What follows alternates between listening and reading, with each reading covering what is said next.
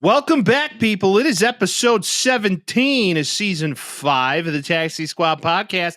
We got a fair amount to get into today. We're recording this on April 23rd. You're going to be listening to this on April 24th. A friend is coming to town. We got some strange and unusual content about people with speech impediments. We do have a little bit of college football updates for you. Also, some MLB talk, NBA playoff review, and our latest predictions on the NFL draft. It's the Taxi Squad podcast. Come on, everybody, celebrate. The Taxi Squad is here today. So lose the blues, kick back and relax for now. They talk about sports and stupid stuff. They're probably wrong and it might get rough. So welcome back. It's the Taxi Squad. Yeah. Vince. Whoa. 24 hours, cuz. I know. At the time of 24. listening for you beautiful people, I am probably in the beautiful state of Arizona sweating consistently. You're not going to be sweating, Vince. I will be. You're not going to sweat. It's too dry. I will be sweating. Desert. I promise you You're I will going be sweating. full-blown walking. I am not, You're not. I am not accustomed to the heat, so I probably will be sweating. It's okay. You know. I have an You're not. update. I have an update. Updates.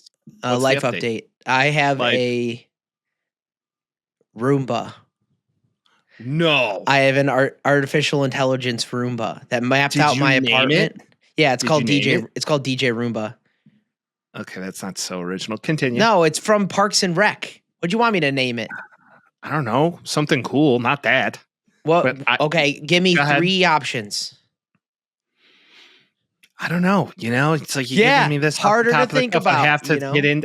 By the end of the episode, I'll find out a name. Continue. Okay, I'll keep asking as we go.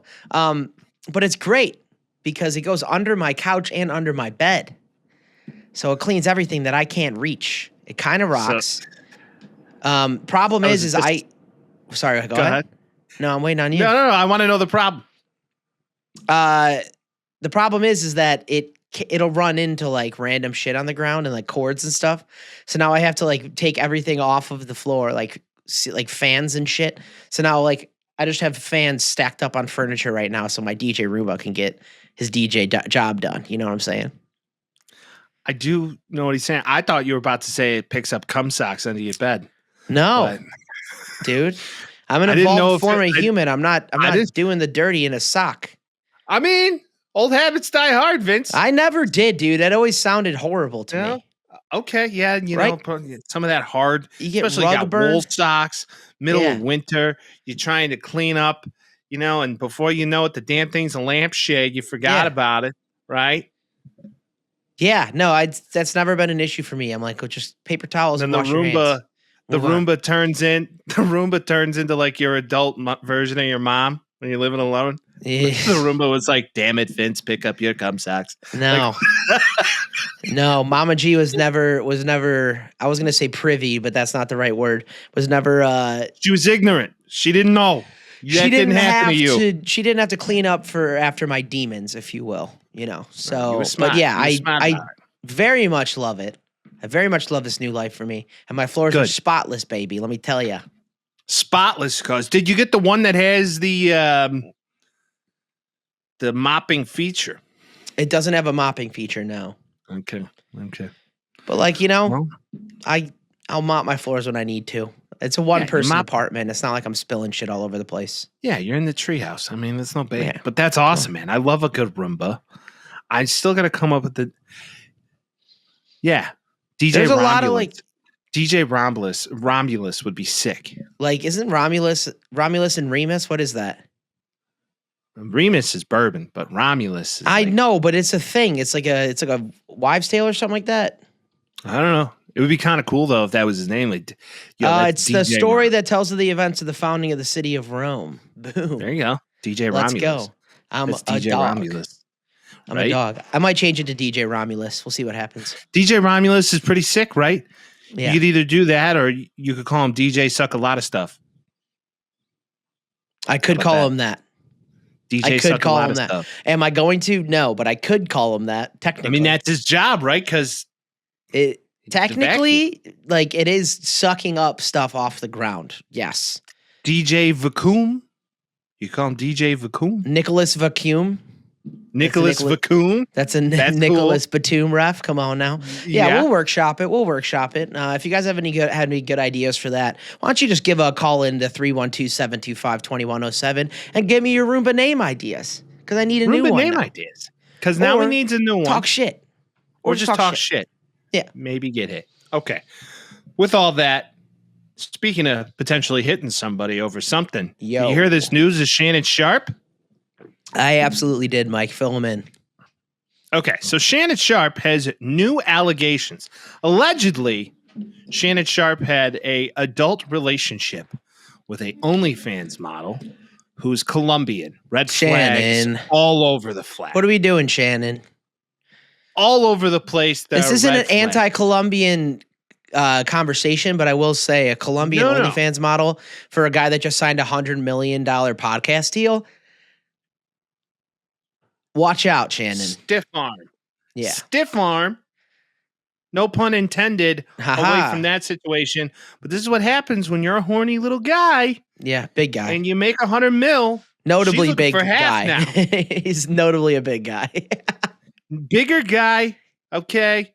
And played NFL, in case you don't know. Yeah, Hall of Famer, all that. He's a huge podcast personality, all these things.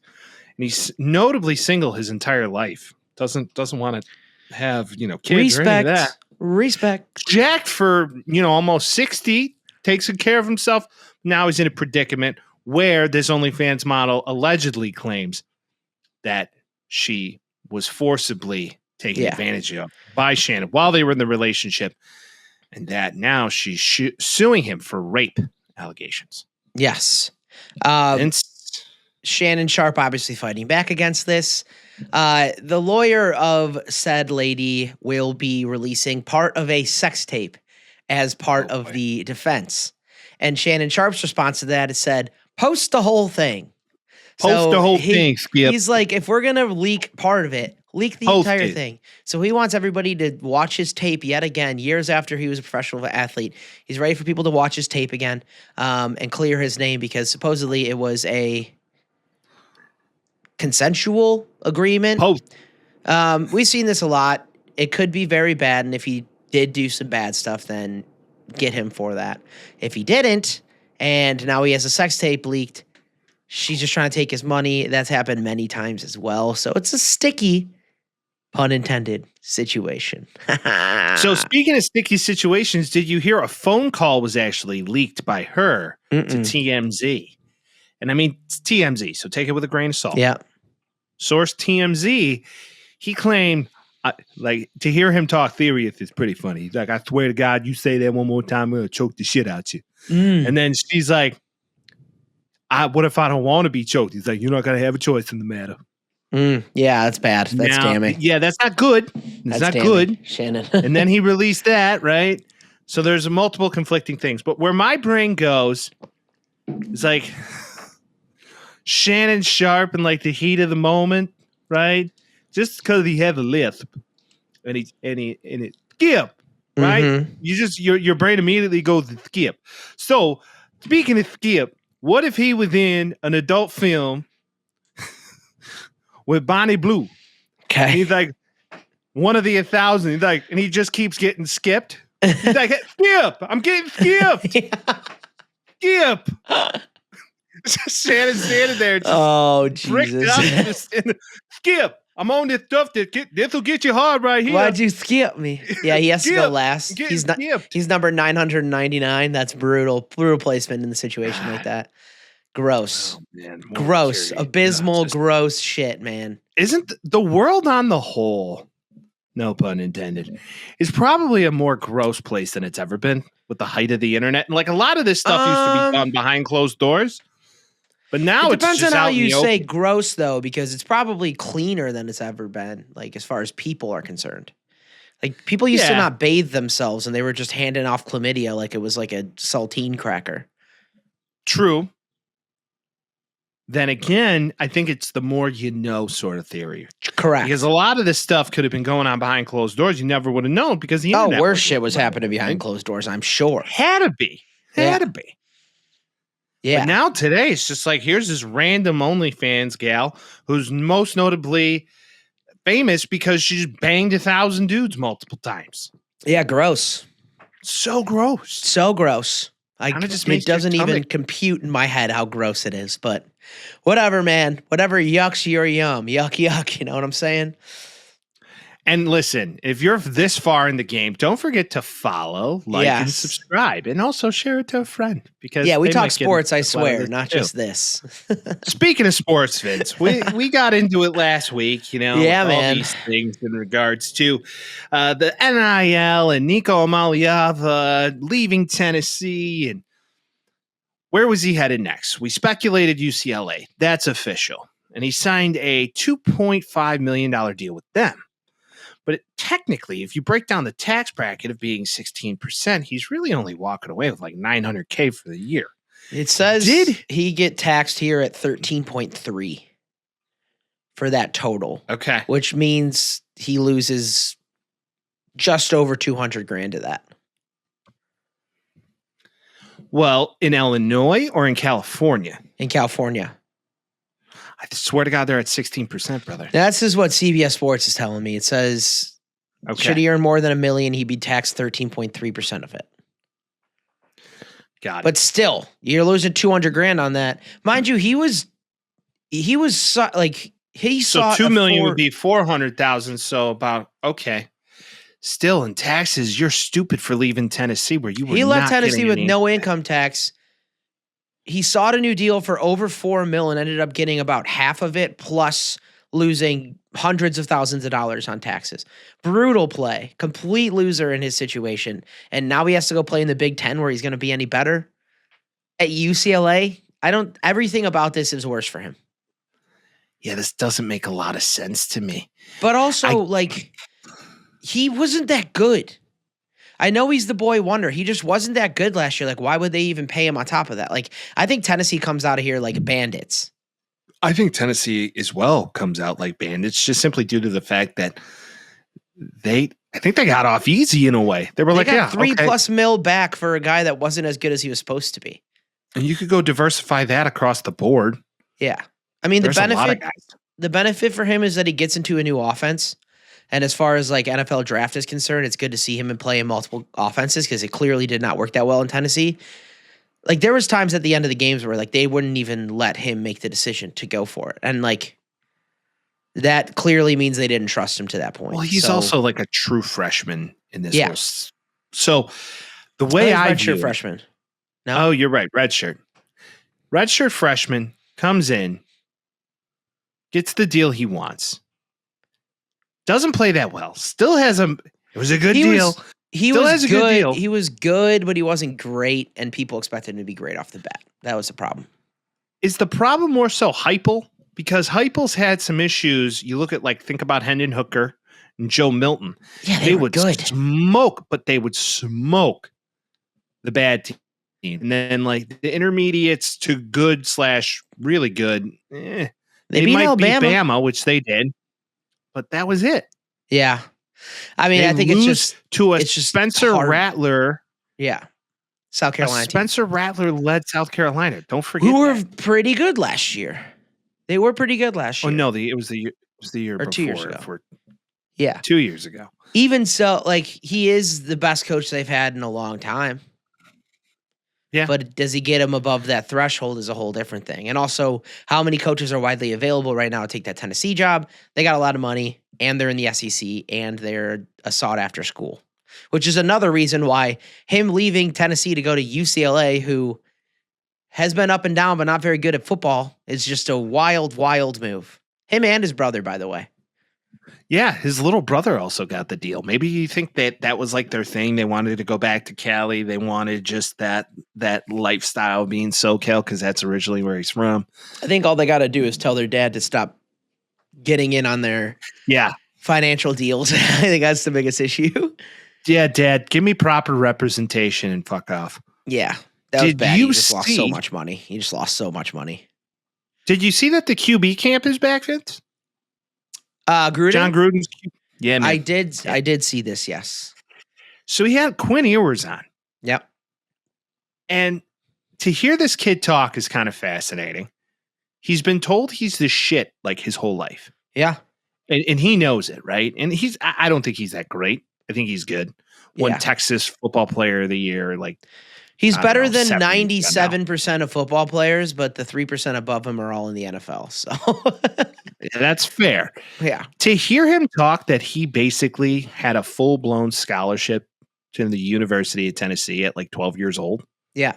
He was offered at a QB camp at 12 years old. Then decided to graduate college early in order to take a $1.7 million memorabilia deal at the University of Ohio State. Ohio State, of all fucking places. Quinn Ewers did? Yeah. I didn't know that. He played at Ohio State, or he redshirted at Ohio State. Okay. Made $1 million and then transferred back to Texas. Was originally committed to Texas.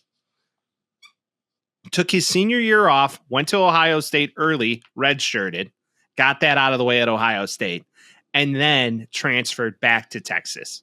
That kind of rocks. I respect that. It's like made a bag, said, fuck this, now I'm going home, went to Texas. I mean, the first sign of issue was when Arch Manning got to Texas. That was literally all it was.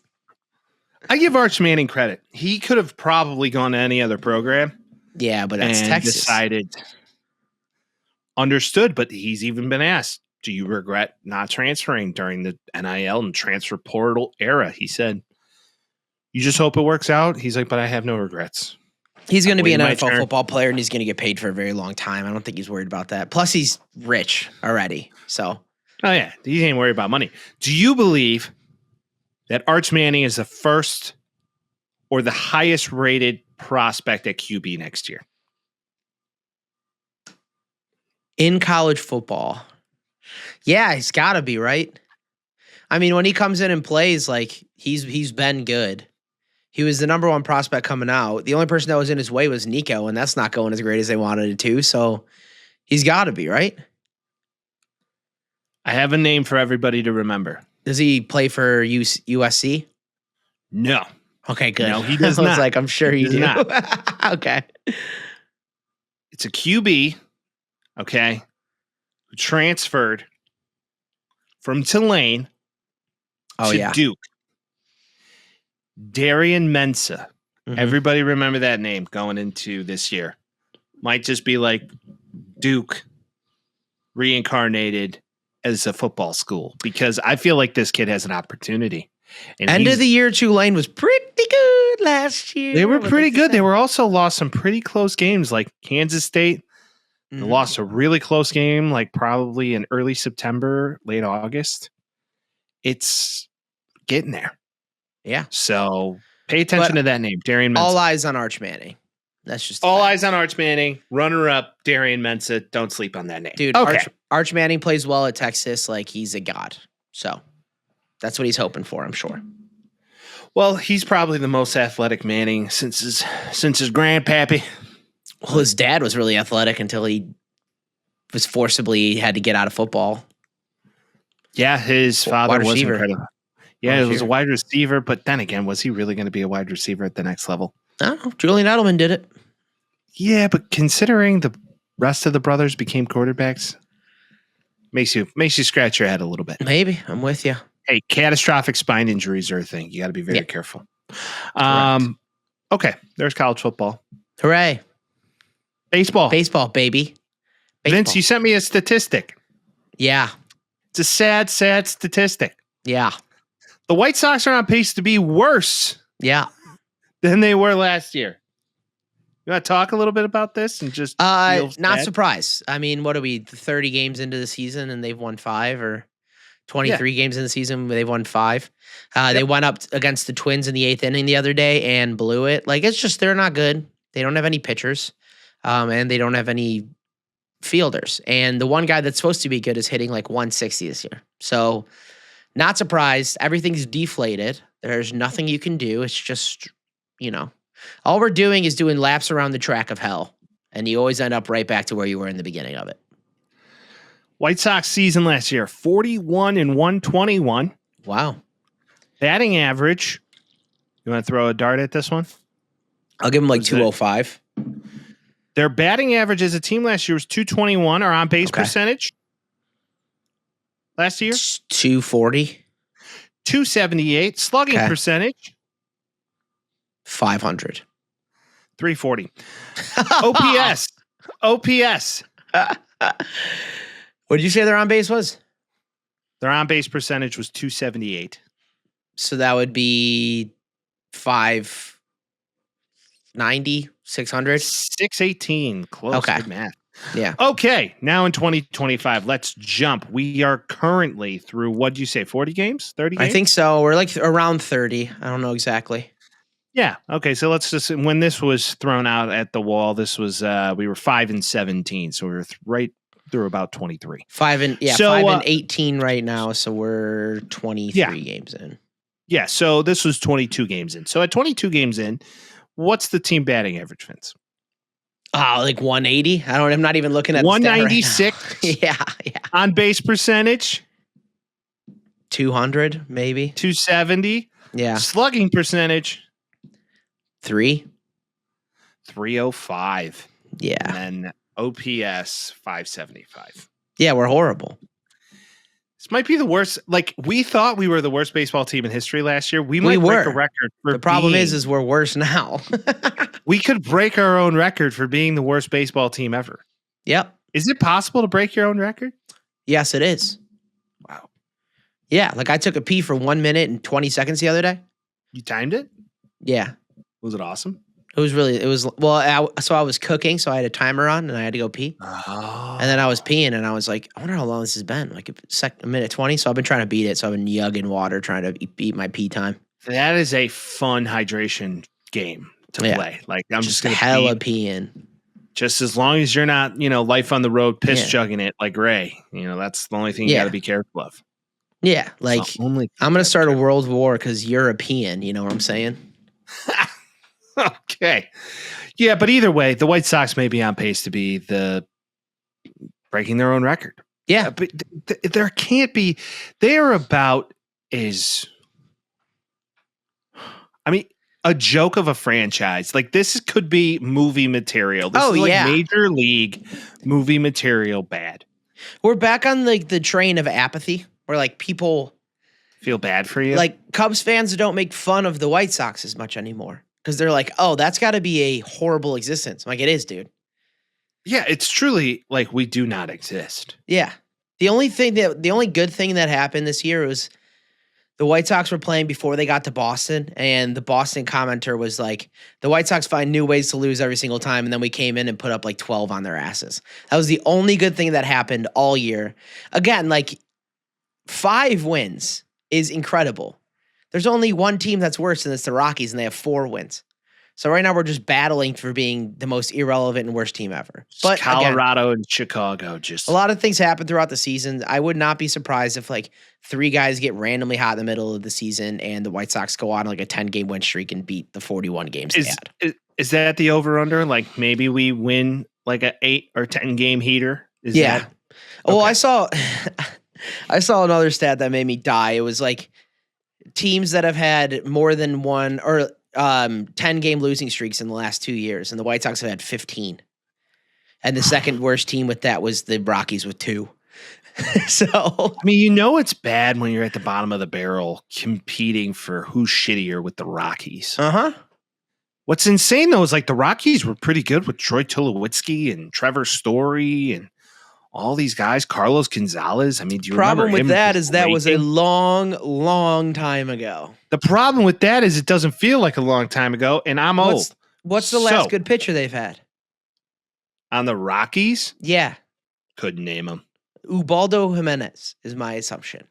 Ubaldo Jimenez. That's a name. They had that John Gray guy that was pretty good for a year or 2. That's the only guys I can think of. Ubaldo Jimenez pitched for the Orioles for a while there too. He did, yes. Uh-huh. Yes. He won. He either won or got close to a Cy Young with the Rockies, which is crazy because pitching in Colorado is impossible. I mean, it is the Mile High City for a reason. That's the whole Matt Holliday thing. They're like, he's a home run hitter. And then he went to the Cardinals and he was an average hitter. Matt Holliday in his prime was impressive. Dog. There's a name that we could just sit on this podcast and throw out baseball names for an hour. I've been on a whole new level of just like naming guys with my friends. Ooh, here's a good one. Okay. Ready? Yeah. Deep cut. Okay. Miguel Olivo. Oh yeah. He was a big time like free agency pickup in MLB The Show back in the day. If you needed him to. Yeah. Absolute cannon of an arm. Yeah. Yeah. That was always good. I love the Sean Greens of the Blue Jays. He was out in what do you call it? Backyard baseball. He was in that game like every year. It was great. Yeah. Adrian Gonzalez. Come on. Yeah. Adrian Gonzalez was a dog. Beast. He was. Okay. Padres, Boston, Dodgers legend Adrian Gonzalez. Speaking of baseball references, Vince, that is an entire system and / website and data analytics gathering I'm on it tool. Almost every day. Correct. Right now, Baseball Reference has one team in particular leading the pack to win the World Series this year. Can you guess who that team is, Vince? Yes, I can because I live about 4 blocks away from it. Oh, boy. Yeah. Is it already starting? Is like the delusion already starting? Dude, listen. I was talking to my brother about this today. Is a real disease. Well, first off, disease. This is Baseball Reference doing it. So you like Cubs fans are always going to love their team the same way the Yankees fans are going to love their team. And you can't really hate on it, but it is annoying for people like us that at least the Yankees fans are kind of like dicks about it, so you kind of dislike them. Yeah. Cubs fans are just like the super happy. Yeah, it's Midwestern niceness. Midwest nice. Yeah. Oh, the Cubs are going to be great this year. Like you hear it. It's like they could really do it. And unfortunately for us, though, they're playing fun baseball. They're playing extra inning, win on a run. Pete Crow Armstrong is the fucking man. That outfield is the shit. Like, I don't blame them for liking it. Now, if you look at their pitching staff, you're like, oh, this might be an issue, especially with Justin Steele going out for the entire year. Like, I don't think they have it in them, especially if you look at the West. Like, the Padres are leading the West right now. The Dodgers are amazing, but the Cubs beat the Dodgers yesterday. So, like, good for you guys. I don't know. I don't see them winning, but, like, also everybody in the AL is, like, kind of ass right now. That's for, like, the first time in a long time, the AL. I mean, even though it's the beginning of the season again, too. We're 20, 23, 25 games in. Like, it'll change. Now, in discussion, what was fascinating about this list, Vince, is who's like smack dab in the middle of all this? What, as far as expected to win? Yeah, the Dodgers at 3.1%, which I really it's going to change. Right, that's going to change. And then the D-backs are in the top 5. Like, that's not going to happen. There is no way. God's great green earth, minus catastrophic injuries to the Dodgers. Dude, I know. The Diamondbacks win the West. No shot. Diamondbacks are top 2 in every single division except for the NL West. Once again, it's very early. Yeah. I'm just like, the D-backs are pretty good. They're 14-9 and they're second to last in their division. That's pretty fucking crazy. That I would not want to play in the NL West. Period. No. Just like how I wouldn't want to play in the AL East. Like, being a Padres fan has to be hell. Being a Padres or a Diamondbacks fan, just your team's very good, but good luck. Yeah, you're just screwed. And then the Rockies. Chris Bryant's final resting place. That fall off of that entire team, minus Anthony Rizzo, should be studied somewhere. It was like the perfect. I was talking to my mom about this on Easter. We were having a whole conversation about it randomly, but every single person on that team, like, went somewhere else. Well, Kyle Schwarber's the man too. Can't forget. Schwarber has had a renaissance. I mean, you couldn't even say a renaissance. A consistent career of just destroying baseballs. Yeah. Well, and it's also like the before and after of Arrieta. Why was he so good for a couple years in Chicago? No one really knows. Like, Joe Madden finally won one, then went to the Angels and died off. Javi Baez, horrible. Him and Tim Anderson, just like kindred spirits, both just falling off of a ledge. Chicago shortstop should be studied between the years of 2005 to 2025. Oh, are you fucking with Juan Uribe, dude? Come on now. I'm just saying. Yeah. Garcia Parra. I mean, Noma, I mean, Nomar was on the Cubs for a while there. Should I say 2015 to 2025? Yeah, that makes TA was supposed to be the second coming. Vince and I, fun fact, were actually at the first game Tim Anderson actually ever Correct. played. It was my birthday. I met Frank Thomas that day. Yeah, number 12. That's what his original number was. How about Who would have that? thought? And then now he's number 77 on the Angels. So things happen. That is a dumpster number right there. And then Yohan Moncada's hurt again. Yeah. Fun fact. So happy that guy. And meanwhile, Garrett Crochet might win a Cy Young this year. So we're all great. It's going to happen. He's on the Chris Sale path. They're probably going to win a World Series in the next 2 years. So there's baseball and sadness. You're going to catch the boys at a baseball game Saturday night. Yes, sir. Check it out. All right. Vince, the NBA playoffs started. And usually this is the time. This is the time of year Mike becomes a basketball guy. Yeah, you stop being a complete fucking hater of the association for like 2 months. Why, Vince? It's the best. Why, Vince? I'm not even. No, this is positive sports talk. We are doing positive sports talk right here, Mike. I don't need the hate. We got the playoffs. We're having fun. This is good. Allow it to be good today. Do it for me, all right? Do it for me. It's fun. Couple games should not be happening. Couple series should not be happening. One of which I want to start with. The Thunder and the Grizzlies are not even in the same ilk nor class. Watching those two teams play is hilarious. Game 1, 131-80. I was watching that game and I was like, it was 77-30 at one point before the second, or in the third quarter. I think they're going to the fucking, I think they're going all the way. There's no doubt they're going all the way. They're ridiculous. They're ridiculous. They have been the best team in the West all season. I know, but playoffs, crazy things happen in the playoffs. It's just like the way they get dismantled. And granted, the Grizzlies don't really belong in the playoffs. The play-in is, again, proven to be a waste of time. Yes, and I mean, Miami's sticking with the Cavs right now. Yeah, at least the last time we checked. We'll see. They didn't get smoked game 1 on Sunday, so. I'm watching it right now, and the Cavs are beating them by 17 at halftime. Okay, never mind. Not necessarily. Continue. I mean, anything could happen, but not necessarily the most competitive. Last time I looked, it was a 2-point game. They beat them by 21 on Sunday, and now they're up another 20 points today. Like, the middle seeds are fine. They're exciting matchups, but like all of the play-in teams are just doggy doo-doo, with the exception of the Warriors, just because of the situation they have put themselves in. Playing the youngest team in the West that have never made the playoffs versus like the grizzled veteran we've already won a couple team. That's the only thing that's going to benefit them. Yeah, I feel like right now you could just look at the Grizzlies and say, yeah, they're done. The Thunder at this point, I mean, to your point, winning by 53 on Sunday, like they're just toying with them at this stage of the game. It is kind of believable. To your point, it's like, why even have the play-in if this is going to be the outcome you're going to receive from it? So I just look at this situation like, okay, we could probably skip that in the years to come, but it's just a big money grab for these in-between owners who have these for the Sacramento Kings, dog day brand, for the Chicago Bulls. For those the are Hawks, the two. And the Hawks, same thing. Like, they just need one more game so they can make a little bit more money and act like it's a playoff game when it's really not. Like, that's how that's always been. But it's okay because we have much better matchups across the league outside of that.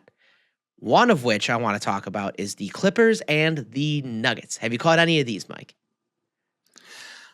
I truly haven't. I've seen some highlights. I know Kawhi Leonard is playing Kawhi Leonard level basketball. Say, you want to know who's fucking good again? Kawhi Leonard at 100% is top 5 again. Elite. He's so good. There's nobody quite as good on the basketball court than Kawhi Leonard when he's healthy. When he's doing it right. Yeah, I mean, 39, 5, and 3 on 39 minutes the other day.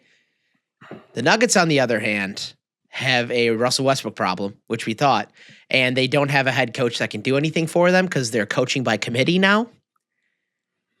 I mean, Michael Porter Jr. got benched in game 1. Game 2, he goes 15-1 and 15. Wild look on the box score. sloppy basketball through and through. I truly believe the Clippers can do something this playoffs if things go right. Because the thing you have to remember, too, is addition by subtraction, them not having Russell Westbrook is actually beneficial to them. Because James Harden gets to play point guard again. No doubt about that. And I didn't even realize that James Harden is on the Nuggets. No, he's on the Clippers. Oh, Clippers. Okay, that's right. They all recoup there. Yeah. Okay. So when I look at the Nuggets right now, your whole team is based off of how Jokic plays. Correct. And he's at this stage of the game, I don't know if he's so interested in winning. He's so he's disgruntled with the entire team, you could tell. He just wants to go race his horses and drink vodka. No, dude, he wants to move by a bunch of Serbian people, and luckily Chicago's got a lot of that. So, you think that's going to happen? I'm not saying. I'm just saying. No, I don't think anybody's going to come to the team. But in my dream journal, in my bank of the spank, if you take the current constructed team and take out Vucevic and put in Nikola Jokic, that's a sick fucking team. There is no doubt about it. I mean, you put Jokic on a dog shit team, you're better immediately. I know, but I'm saying, like, if Josh Giddey can facilitate the way that he is and Kobe White can make baskets the way he does, you get rid of Vucevic, who is a net negative. You need to get rid of him either way. I've been saying that for years. Agreed. For sure. He's just sitting there now. It's like cannon fodder. You put Jokic up top. Pat Williams goes somewhere very, very far away and never comes out. And then Matas Buzelis plays power forward for you and dunks on their asses. That's an actual good team. But again, this is a dream journal that will not happen, but I'd like it to. You'd have to give up every draft pick. You would have to Ricky Williams that. Oh, he would. Quicker than anything. Yeah. I mean, there will come a time where he wants to get out of Denver. I can feel it. But clearly none of them liked Mike Malone, so. Well, this is the problem with the NBA. The players have so much power. Yeah. They can go to management and just say, we're done. Yeah, me and my friend Dan were talking about this yesterday of how you fix it, because you get in a situation like the Celtics are in where, like, they could keep their team right now, but in 2 years, like, they're not going to be able to. Because their cap is taken, like 60% of their cap is taken up by two players? Sure. Like, what are you going to do after all these guys go and get paid? Right. That is usually the problem with any major sports franchise. You have your time, and then you got to pull back the reins. After you win a championship, usually you're not bound to repeat. 100%. Due to the grace of God. I mean, there's only so many teams in NBA history who've done it. And Lakers, Bulls, Celtics. Way back in the day. Yeah, I mean, that's really all you could say at this stage of the game. So, and what's so crazy about that stat is 2 of the 3 teams were coached by the same guy. Yep. Fascinating. Phil Jackson's the man. We could go from one. Let's stick with the West here then, and then let's talk about the Warriors-Rockets, because you're a Rockets boy now. You love the Rockets. I don't know if I'm like... You've adopted the Houston Rockets. You've adopted fan. You've adopted. I just was blown away sitting there Sunday watching this first game. It's been like, the Rockets are back. How much Rockets basketball did you watch this year? None. Right. That's what everybody's saying. 0. And you look at it, and they don't have any recognizable names if you don't watch the league a lot. Like Dylan Brooks, everybody knows Dylan Brooks because Dylan Brooks. But Amen Thompson is the most athletic guy in the NBA. Wasn't he like a G League star that was like the first pick, supposedly the most talented guy coming out? He might have done like the G League instead of college. I'm not entirely sure. That's what I believe to be true with him. He was like that's what Buzelis did too. Right. Him and his brother both got drafted like front to back. I think like one after another in the draft. Alsar's on the Pistons, and then Amen's on the Rockets. But Amen Thompson can yam it on your head. He reminds me of what we wanted Tyrese Thomas to be. Tyrese Thomas was supposed to be so good. Because he was a freak athlete. He just didn't have any shooting ability or IQ. He was just a big old dummy who was just like, get rebound. Yeah. Yeah. And then he went out to the Bobcats after that. But then they got Alperen Şengün, which some people know, some people don't, but he's a big boy in the middle. And then Jalen Green is their guy. Jalen Green is supposed to be their guy at least. He went 7, 8, and 2 yesterday, I want to say so, or 2 days ago. And then Freddie Van Vliet, who everybody loves. You got to love a Van Vliet. Rockford native Fred Van Vliet. Gotta love a Van Vliet. What's his name? Steven, I forget. He was on the Thunder for a while. Big New Zealand guy. Isn't he on the Rockets too? No, he was on the Grizzlies. He's on the Pelicans? Steven Jackson. I swear to God, he was on. I saw him on Sunday. That is him. He's on the Rockets. Is he on the Rockets now? He is on the Rockets. You are correct. That is absolutely correct. I knew. I didn't even remember for that. Oh yeah, he 19 minutes, 12 rebounds. Good for him. Yeah, I mean they got a good team. They're pretty deep. But again, this is the only like 1 versus 8 or 2 versus 7 matchup that's going to be good because the Golden State Warriors are the Warriors. And they got a lot better when they were bad and they won a shit ton in the second half of the season. It is a full-blown veteran team. Steve Kerr's got them rolling right now. Mm-hmm. They have semi-decent depth. They got a nice balance of young and new. But, I mean, Jimmy and Steph on the court is at the same time. It's just like all-star level shit. You just perfect compliment. Truly. By the way, we are recording this at 7:55 right now Central Time, so games are going on. Porzingis got his face bashed in. I just saw that happen. So, like, sick. Things are subject to change. There is no shot that the Magic even have a slight chance in hell in winning this series. Are we moving to the East now? They're kind of fun. I wanted to talk about your favorite team versus the Timberwolves. Oh, the Lakers? Yeah. Oh, Anthony Richardson's my favorite. Him throwing webs at people, just love it. Isn't that the quarterback for the Colts? No. He's throwing webs at people too. Anthony Edwards?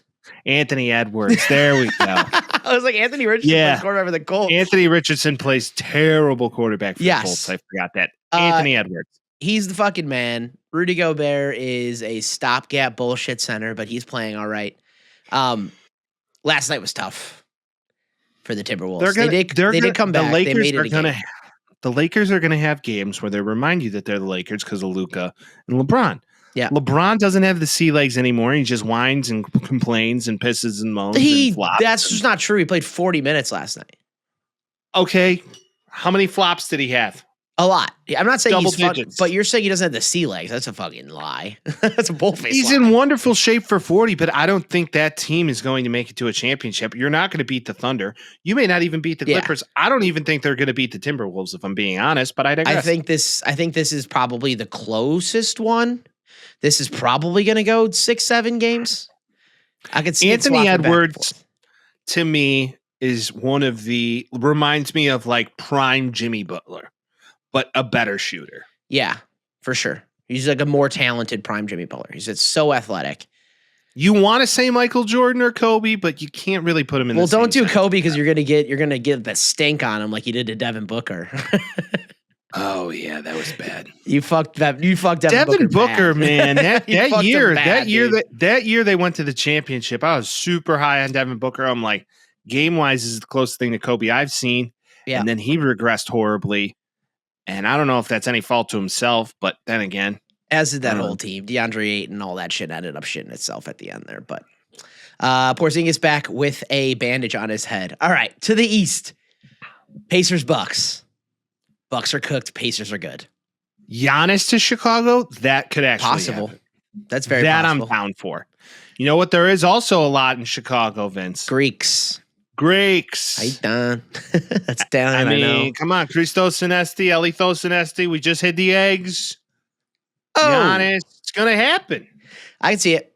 I mean, it would have a similar, if not the same, impact that Jokic would. But I don't know, man. We're going to see because Damian Lillard, did you see this whole blood clot situation that happened? Oh, did the same thing happen to him that happened to didn't that happen to Zach LaVine or one of the guys on the Spurs? Oh, Wembanyama. Yeah, didn't that happen to Wembanyama? He had a blood clot. So that was the thing. Like, you get a blood clot issue and you're kind of out for months and the medication's brutal and like it's not ideal. But he came back actually after the blood clot was like a month ago or a month and a half ago. I was like, how the hell is he doing this? Supposedly they caught it really early and they found the blood clot right away and they were able to put him on blood thinners right away, which helped him pass it a lot quicker. He comes back the first game he's playing after a blood clot, and Doc Rivers said, "Fuck it, 37 minutes." Did not play well. Well, Did not play well. He tried to play hardo. And when's the last time he played? That's what I'm saying. It's like you, as a coach, you need to know what you're doing. But Doc Rivers has again proven that he is not a good coach. I don't know why he keeps getting hired. It doesn't make any sense. Because everybody still thinks of the Celtics. Why does Tom Thibodeau keep getting hired? Because his teams win. Okay. I mean, you could say the same thing about the Bucks in a shitty East. I mean, they're still in, right?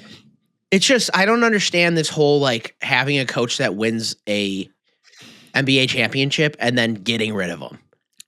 How did Mike D'Antoni get so many gigs, right? I mean, that was, it's because he made up that whole like, what is it? The fast. It was like he had the Suns dogging for years with Stoudemire. I forgot. And Steve There's Nash. There's like a name for prime. He had prime Amari Stoudemire and Steve Nash, though. And Sean Marion led the team in scoring, and Raja Bell was a monster, and fucking Thabo Sefolosha was a monster. That whole team was so good. If anybody had those guys, I mean, Vince and I could have coached those guys. That's true. And we would have gone to a ship. I mean, Tell them, they just need they need a different Italian head coach. Meanwhile, the Pacers are fun. That is Pacers a fun have been basketball fun. team. Yeah, I mean, Pacers they were really good fun. last year. I think they're always underrated, and people don't really talk about them because Indiana as a market is a little bit smaller than everything else. But like, Halliburton's going to get points. Halliburton's going to get assists. Pascal Siakam's a very good basketball player. There's a name. Yeah, like he was a name good. you haven't heard in a minute. Yeah, because he plays for the Pacers, but he's up there averaging 24, 25 a game, 10 plus rebounds. Like, that's what you need. Aaron Nesmith, dog. Miles Turner, dog. Andrew Nembhard, dog. Obi Toppin, wanted him on the Bulls. Didn't end up happening, but I fucking wish it did. Like, this is a deep team that could possibly make a run in an East that's not as good as the West. Like, I would not be surprised if they're in the Western Conference Finals. The Eastern Conference Finals, you mean? Or Eastern, excuse me. Yeah. Well, if you look at the landscape of the East right now, I'm not impressed really by anybody minus the Celtics and the Knicks. If you not the Celtics and the Cavs, like I think there's your Western Conference Finals. But to your point, there's always a dark horse. You hope that it's not just a bunch of favorites. You know who I hope it is? The Pacers? The Pistons. The Pistons are playing really good basketball right now. And the Knicks are so do or die every single game they play. It's a Tom Thibodeau led team. It is like you could tell like they're at the end of the year, like Jalen Brunson's playing for the foul every time, not getting the ball to Karl Anthony Towns in the paint at all. He's not getting his shot up at all. And it works out, but every single win they have is just gritty and rough. Meanwhile, the Pistons have Tobias Harris, who's good again because he's not on the 76ers anymore. And Cade Cunningham's the fucking man. This year, he will national spotlight boost the way that Anthony Edwards did last year. Tobias Harris is basically what Jimmy Butler should have been for the Sixers getting over the hump. Yeah. Tobias Harris should have been that for the Sixers. Right. But what I love about it is that he got out of the shadow of the crybaby always hurt. Yeah. Embiid. And now what a mess of a team. Just dogging. And the Sixers are horrible. I feel so bad for Tyrese Maxey because he's the only good thing about that team. Maybe the Bulls could go make a deal for Tyrese Maxey. You get Giannis in there. No, he's on that team for the long run. He's on the team for the long run. Again, that's our basketball spank bank.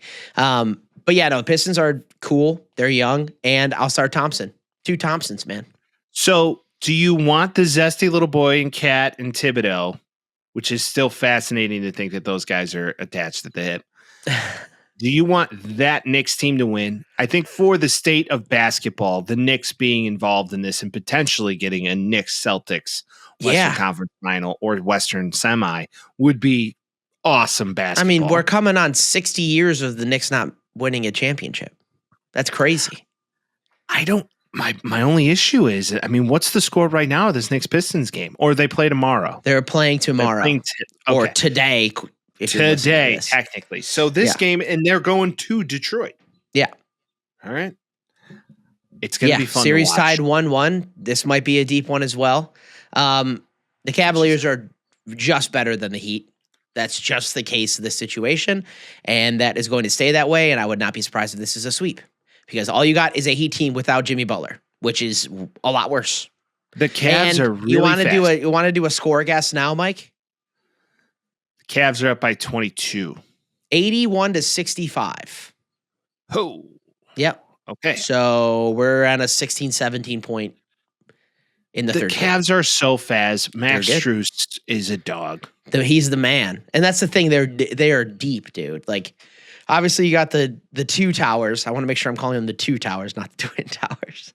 Jared Allen and Evan Mobley are fucking beasts. Darius Garland's clearly a beast too, and Max Strus, undrafted DePaul grad, Max Strus, consistently good in the NBA now. Got a bag, drains threes. That guy reminds me so much of Bulls Kyle Korver. Not even funny. Yeah, for sure. And I'm sure he really wants to stick it to Miami.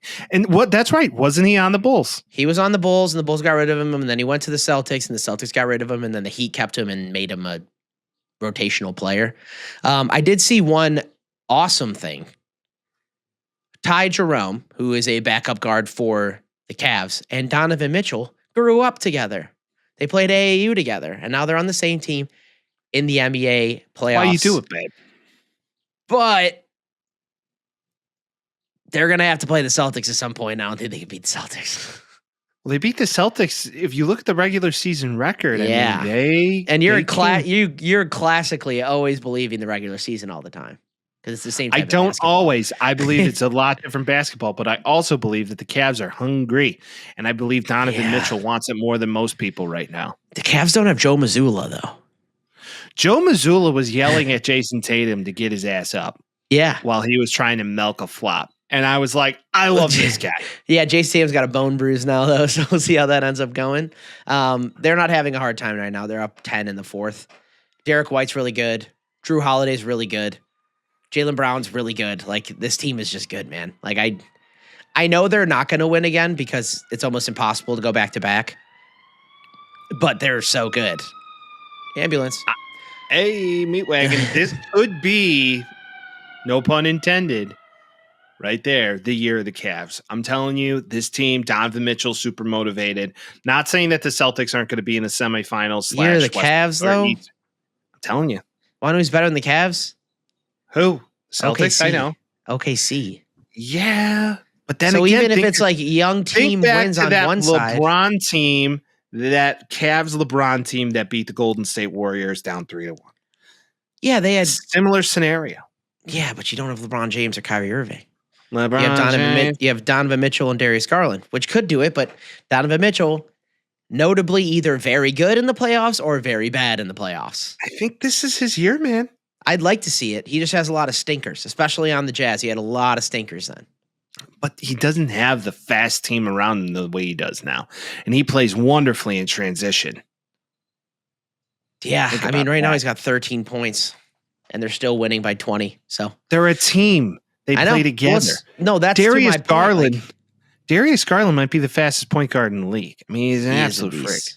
I remember when they had Colin Sexton, and people, I can't believe they're getting rid of him for Darius Garland. I'm like, where's Colin Sexton now? The Jazz. Horrible. Yeah.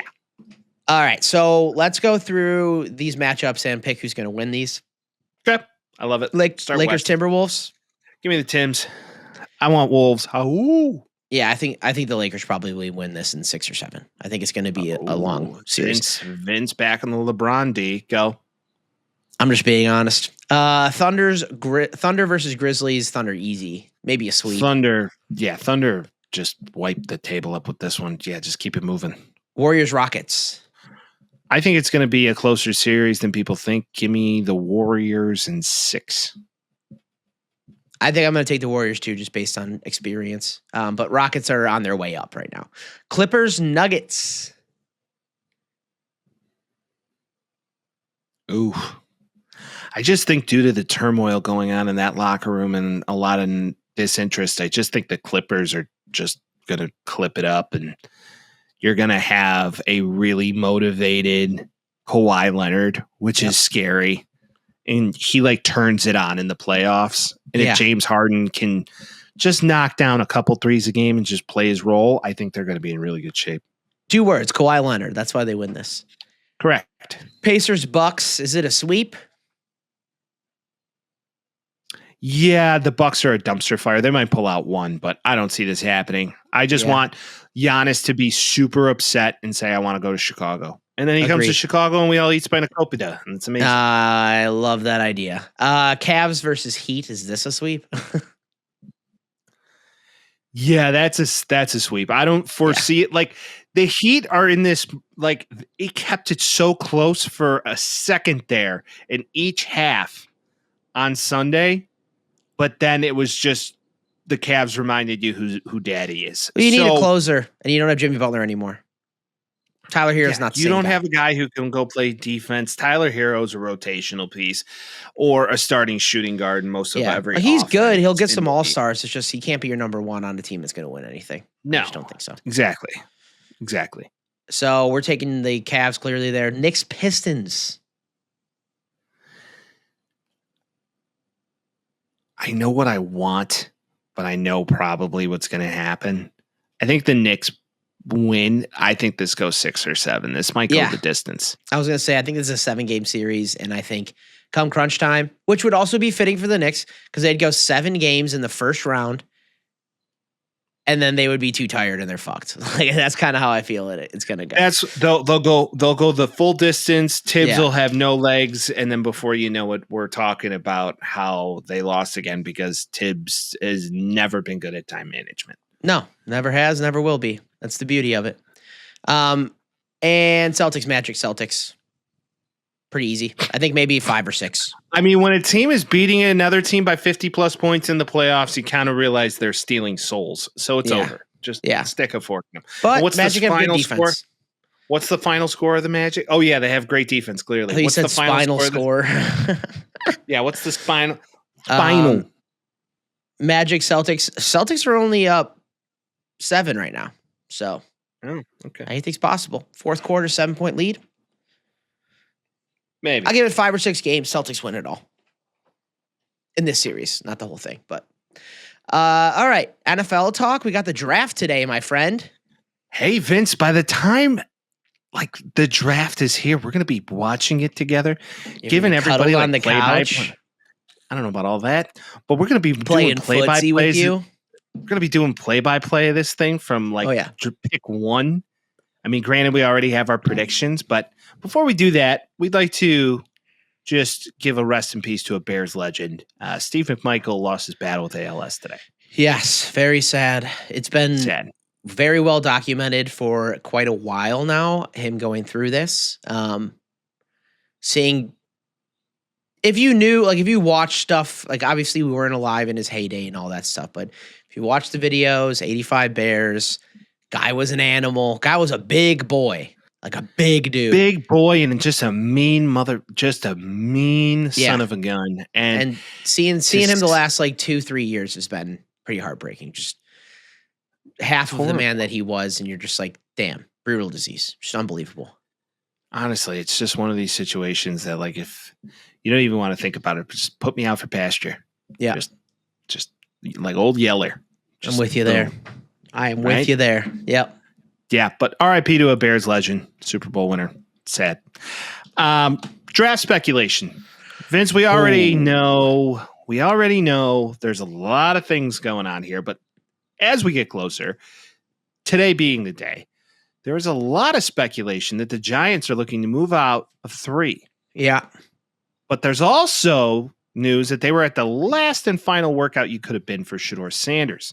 Yeah. Is this Shedeur Sanders pro day or private workout, top 30 visit, a smokescreen to try and drum up interest for a Steelers or a Saints to try and move up and take him at 3? Or is it something separate where they're just looking to see what they can do to drive up value to move back? What are your thoughts on this? Are they taking him or are they moving back? He doesn't go 3. He can't. That would be a way too high of a draft. Maybe they move back and then he gets picked 12 or something like that. He's not, I don't even know if he's going to be top 10. What I will say is that people don't talk about this much for some reason, but the Steelers don't have a quarterback right now. Who's going to play quarterback for the Steelers? Aaron Rodgers seems like he's just sitting there. I don't think he goes there. I don't think he does either. So, like, what do they end up doing? With all the noise right now coming out of him, like, the Steelers organization doesn't seem to be the place he lands. Who is their starting quarterback if they started right now, though? I wouldn't even know where to start. Who is Mason Rudolph still on the team? I think it's Mason Rudolph. Yeah, it's Skylar Thompson. Not a recipe for success there. That is not a recipe for success. No, not at all. So, like, you got to figure something out. Could it be Shador? Maybe. But, okay, so from my secret sources, we talked about this a little bit earlier. Supposedly, the Bears might move up. And they talked to the Giants, and the Giants wouldn't agree on that deal because it's become, and I'm not taking back my picks, I will stick to what I said, but it's become pretty clear that Travis Hunter's going too. Which means... So my initial prediction's correct. Yes, sir. So Abdul Carter's going to be hanging there at 3. At 3. So they're like, either they take him and have the best defensive line in the league. That would be hard. It would be hard Brian to refute it. Tavon Thibodeau. I mean, Dexter Lawrence, Abdul Carter. Like, what do we look? That's insane. It's just a sack machine. Yeah. And it won't work for nobody but you. So the assumption would be that the Bears or whoever would move up to get Abdul Carter at that spot, meaning that 3. How much are you going to have to get up to 3, though? You're trying to jump 7 spots? So I saw that you would give up 10 and 41 and then a third next year. I think that's criminally... That, to me, that is a smokescreen. And I think it would be more. I think you'd have to give up both second-round draft picks in this year's. You'd have to give up 39 and 41 to move up to get up. Well, the thing is it's like a deep draft, but it's not good with elite talent. Like, there's not a lot of very good guys at the top. That's why Abdul Carter is going at like such a price, because it's like he's the only guy that's really an elite talent this year. Who's to say this? It's like when they post the draft grades and they're like, they get an A. How are you supposed to know? Well, that's the thing. It's like talent-wise elite. Like, some guys might end up just being very good. Like, Julian Edelman had a bad draft score, but he was still very good. It's just he's not like the most like physically gifted person in the world. I'm sorry. Abdul Carter reminds me of, I mean, at a very top ceiling, he's Micah Parsons, if you're lucky. Yeah. Because of the Penn State reference, but he might be more Leonard Floyd than he is Micah Parsons. He very well could be. That's the risk you take. But Leonard Floyd didn't have as much tape in college being like a monster at the biggest stage. I think that's the reason that people got really into him, because at the end of the year during crunch time, like, he was the best defensive player in college football. Oh, just to give all the football early. I believe that if the Bears move from 10 to 3, it's a short-sighted decision, and you have so many other gaps. Yeah. Especially defensively. Well, no, so the Giants won't trade 3 to them, is what I'm saying. Okay, that's good. So the conversation now is that the Bears move up to 5 because there is fear that the Raiders are going to take Genty and the Bears want Genty. So Genty might be going top 5 in this draft now. If you take a running back, think about the last time the Bears took a running back in the first round. Cedric Benson? Who's dead, R.I.P., tragic death. Yeah. Horrible. For the Bears, he was bad. Thomas Jones. Bengals. He was a Pro Bowler for the Bengals. Yeah, but that was after he left and had a renaissance. Yeah.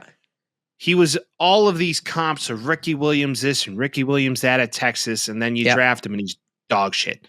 Correct. Don't fall into the trap of this, we need the top talent, even though Ashton Genty played one top-tier school all year, being Oregon. Granted, lit him up. I think the thing you're missing is that people can't tackle him. In college, I know. I'm kidding. Okay, I'm not that blown away of who Ashton Genty is. He is like DeAndre Swift reincarnated to me. No, come on. No. I mean, everybody wants to comp Emmitt definitely, Smith. Without a doubt, the best running back in this draft. I don't think he's valued at the top 5 because I don't think there's ever been a running back outside of Saquon Barkley that's a top 5 rated guy. Omarion Hampton is technically, in my opinion, the most complete back in this entire draft. Okay. So if you just look at blocking, catching out of the backfield, and full-blown running capability. I don't know if Omarion Hampton is a full-time starting running back. Yes, he is. He played in a conference that would be comparable to a major. Yeah. Being the ACC. Yeah. So you play real competition, and he ran and broke records at North Carolina. I don't disagree with you. I'm just saying. I just don't think the difference between those two guys is that great where you have to give up draft capital in order to move to 5 to get him. If I had to throw a dart. 5 is crazy for him, for sure. I'm with you there. The Bears are creating a scenario by putting all this shit out there to say, we're going to go, we're going to move. So somebody else jumps the line, and now you're hoping for a guy like Mason Graham or Will Campbell to fall. There's some method to said madness. Will Campbell's not falling. Will Campbell's top 5.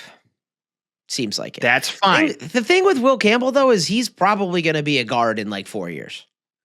But if Mason Graham is there at 10, I'd love it. You are taking the card and you're like, here it is. Yeah. Here you go. Put it in. That's very well possible. Ryan Poles. Shortest time. I feel like Ryan Poles is just ready to trade somewhere at some point. It just feels that way. I feel like with Ian Cunningham, he's going to have some reels on him to bring him back. And I think Ben Johnson as well. What I've noticed this year more so Ben Johnson would want to take Genty for sure. He's a firecracker. I think Genty is a pick that would be a luxury. And right now you need to worry about the chassis of the car, not the fucking seats. I know. So, but they feel like they built up the line offensively. The only argument you can make is for the defensive line, but like I want a mean defense. I want a mean defense. I want Bears football back. I think we have the bones of a defense. I just don't think we are there. I feel like you could take a running back in the second round who's going to be equally as talented and perform the same. Close, but not equal. You have DeAndre Swift. Go get a guy who can beat and bang. Ben Johnson doesn't like DeAndre Swift. He would love to get rid of him as quickly as he can. Yeah, but that's going to take time. He's still on contract. So you got to play the game a little bit. And I believe that you draft a guy and then next year you draft another one. I mean, you have a little time. The expectation is that not go to a Super Bowl this year. The expectation is that you be better than you were last year. Not a hard thing to do. Win 9 games. I think we'll all be happy with that. And from there, you go and get your luxury item. Running backs are a dime a dozen. It's not like the days of Marshall Faulk and Corey Dillon and all these guys who were elite electric making franchises. Well, I think like that is kind of the point, though. It's like elite running backs is a very small list now. So if you perceive a person as that, then you're going to need to spend money to go get that. I'm not like, you may not think that he is, but if the team thinks that he is, they're going to be like, I want a Saquon Barkley. I want a Bijan Robinson. I'm going to reach and go get that guy if I feel like this is the case.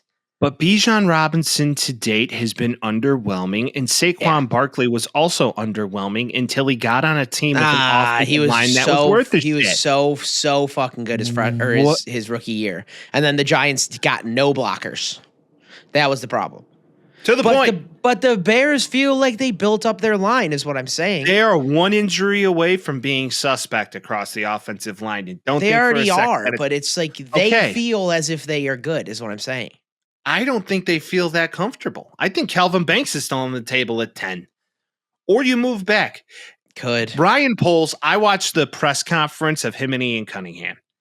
And what I got from Poles is I'm trying to be the most obtuse around this it's like the most corporate talk I've ever seen. Yes. They asked him straight out, what's more of your focus, offensive or defensive talent this draft?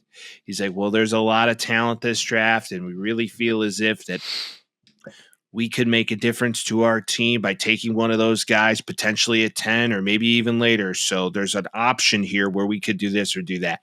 There's just nuggets. It's just nuggets, and you can't take a thing from it. Like Donald Trump will give the best pre-draft talk ever. Think about Yeah, it. we're saying There's nothing. a lot of guys, a lot of good talent, a lot of arms, a lot of legs as well. They got legs. Yeah. You need legs to play football. There is talk that the Giants are very intrigued by Jackson Dart as well. You I can don't take know if Jackson that's Dart in the second round. I don't know if that's a smokescreen. I think that would be a late first round thing if they were to trade back to like 29 or so.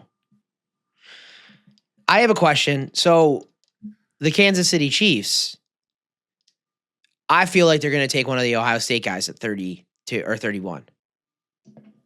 Well, you need a running back. Isaiah Pacheco's legs are cooked. Yep. Clyde Edwards-Helaire see it. didn't work out. Okay, so they take Travion Henderson. Or Kareem one, Hunt right? is old. Travion Henderson. I could see that. But they have the ability to spend on that. But also their offensive line is pretty fucking bad. So I don't know what they're going to plan on doing with that. Well, they need to replace Joe Tooney. Yeah. Right. That's option number one. And he was replace playing Joe Tooney. tackle because the rest of the team was fucking injured too. Like they need to work on that. I do believe the guy coming out of North Dakota State this draft, Gray Zabel. Okay. Pay attention to that name at the end of the draft, end of the first round. I think Gray Zabel is going to be like the perfect Joe Tooney replacement. I wouldn't be surprised if you look at the Chiefs try and move up to get a guy like that. Okay. He's a end around first round draft pick. Great guy who could probably plug and play right now at guard or center. You want to hear a fun stat? Not Love even a a stat, just a fun fact. Sure. At this juncture currently, things can change by the time we post this. This is the first draft since the beginning of the NFL draft where none of the first round picks have been traded pre-draft. Huh. That's kind of fascinating to think. Weird. So you think there might be some fireworks this draft? Are we predicting a little fireworks? Are we predicting somebody moving up? I have a feeling in the next day there are going to be a couple moves. But again, like smoke screens are everywhere. Well, if you look at the Bears' past couple drafts, they got this trade done before the day even started. Yeah, and some are saying there's conversations currently that there's already trades in place for different things. And